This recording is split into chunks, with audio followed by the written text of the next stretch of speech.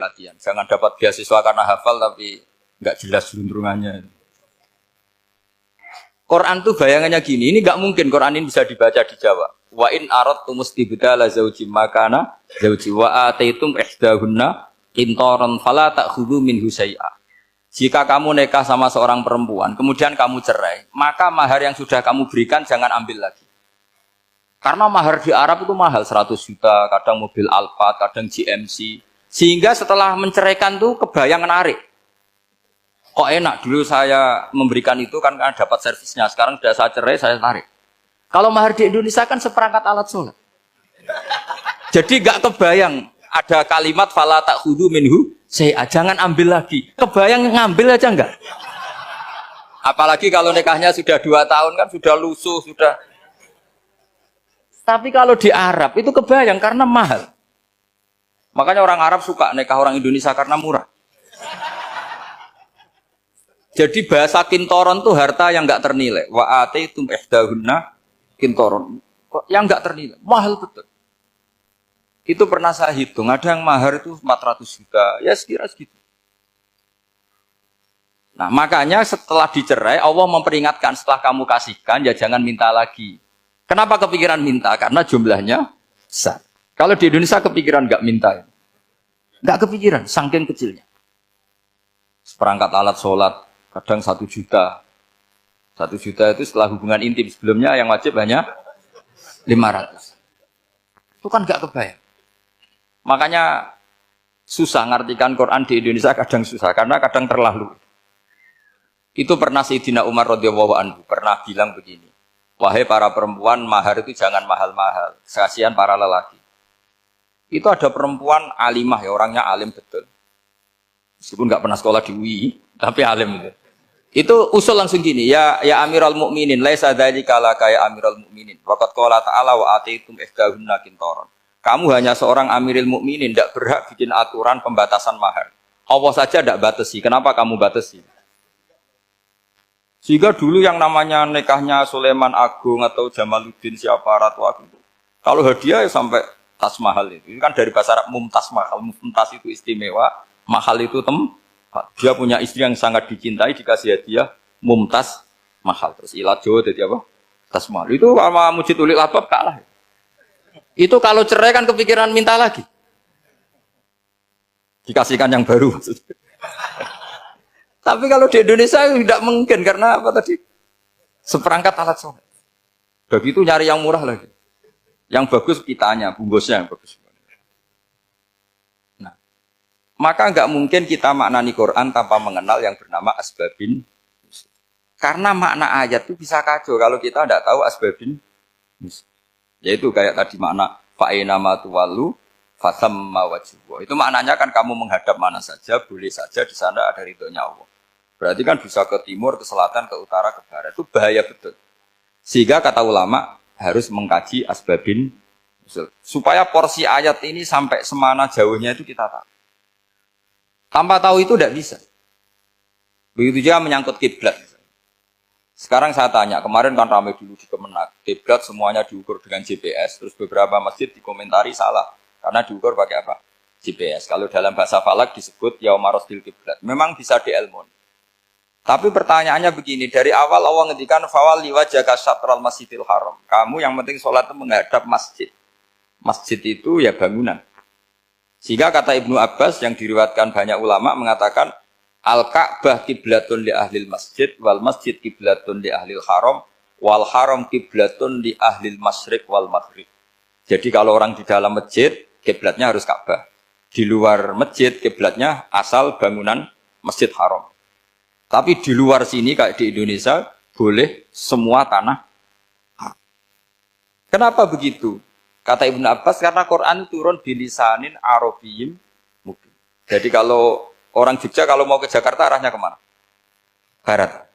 Itu sebetulnya ketika Anda ke barat itu persis Jakarta apa bisa saja pasnya itu Pangandaran. Tapi orang itu akan bilang kalau ke barat ya ke Jakarta.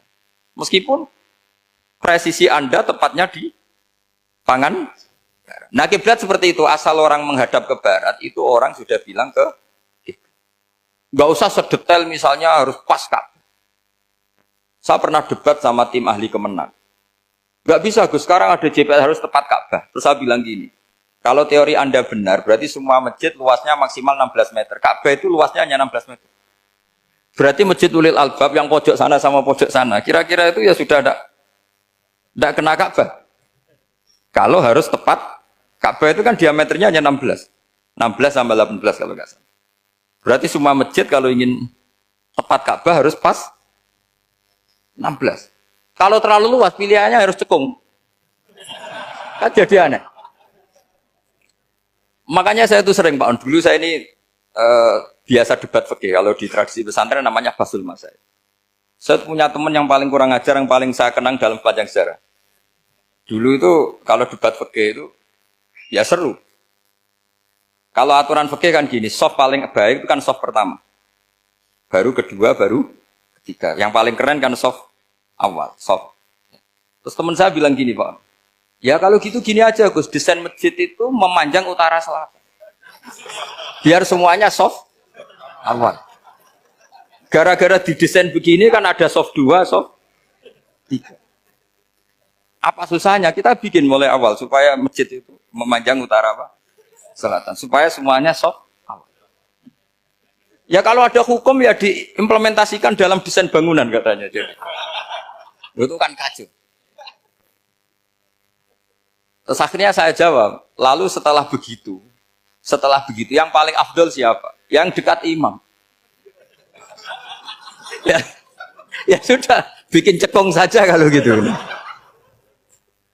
Artinya gini ya, beragama itu yang sehat. Jadi beragama itu berdasar riwayat. Berdasar riwayat, pernah ada ulama yang ngitung. Madinah menghadap Ka'bah itu ya tidak pas. Pernah dihitung pakai GPS. Kiblat Madinah ke Ka'bah itu ya tidak pas. Tidak seperti yang pernah dianjurkan Kemenak. Karena apa? Agama ini ngikuti bilisanin arabiyim mungkin. Seperti jenengan gini. Semua ini istilahnya apa? Menghadap Gus Bah. Padahal ada yang agak sana, agak sana. Semuanya ngaji sama siapa Gus Bah? Ya sudah. Istilahnya bertatap muka. Memangnya kita benturan. Ini bahasa. Jadi seperti ini semua namanya apa? Berhadap. Padahal ada yang agak samping, agak samping. Ka'bah juga gitu, sebenarnya tidak se-ekstrim yang dibayangkan orang-orang. Cuma kalau bisa tepat, ya kita harus tepat. Tapi tetap saja tidak perlu 16 apa? Meter. Fa'aina ma tuwallu fatamma wajhullah itu artinya menghadap. Menghadap itu menghadap arah. Makanya Allah tidak dawuh fawalli wajhaka nahwal Ka'bah, tapi fawalli wajhaka syatrul Masjidil Haram. Jadi ini penting saya utarakan supaya kita familiar dengan istilah-istilah Quran. Istilah Quran itu gampang sebenarnya. Kalau kita kaji itu gampang. Problem kita tidak pernah mengkaji. Jadi semuanya asing. Kalau kita mengkaji itu gampang sekali. Saya punya sekian cerita betapa pentingnya mengkaji Quran. Harun ar-Rasyid itu dinasti Bani Abbasiyah. Itu pinter sekali. Ada seorang ustadz yang agak ekstrim. Itu datang ke Harun ar-Rasyid. Ya Amirul Mukminin, inni nasihun laka famusaddidun alaika. Fala tajidanna alayya fi nafsika syai'an. Saya mau nasihati kamu, tapi saya mohon jangan masukkan hati. Karena nasihat ini penting. Tapi saya akan keras, vulgar. Akan keras, kritik saya akan keras. Karena Anda sebagai Amirul Mukminin tidak pecus. Apa kata Amirul Mukminin Harun Rasyid? Uskut ya Ustadz. Sebagai riwayat uskut ya jahil. Kamu itu Ustadz bodoh, tidak usah banyak omong. Terus kita, kenapa saya bodoh? Terus dibacakan ayat faqula lahu qaulal layyina la'allahu yatadzakkaru aw yakhsha.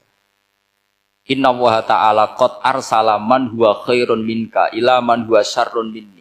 Wa ma'a dzalika qala ta'ala faqula lahu qaulal layyina. Allah pernah menugaskan seorang yang lebih baik ketimbang kamu, yaitu Musa dan Harun. Musa dan Harun adalah seorang nabi. Kepada orang yang lebih buruk ketimbang saya, yaitu Fir'aun.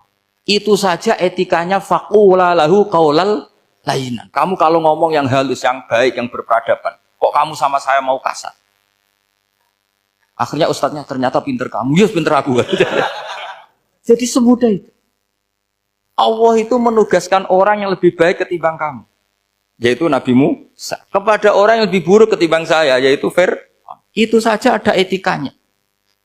Kok kamu sama saya mau tambah etika? Mau main kasar hanya karena kamu merasa nasihat Anda benar? Jadi Gampang sekali memahami Quran. Tapi lagi-lagi memang bagi ahlinya. Tapi ini saya bantu supaya sampean jadi ahli apa? Quran. Meskipun ngajinya sebulan sekali.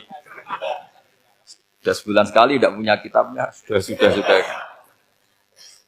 Jadi ulama dulu kalau belajar Quran itu gampang. Saya berkali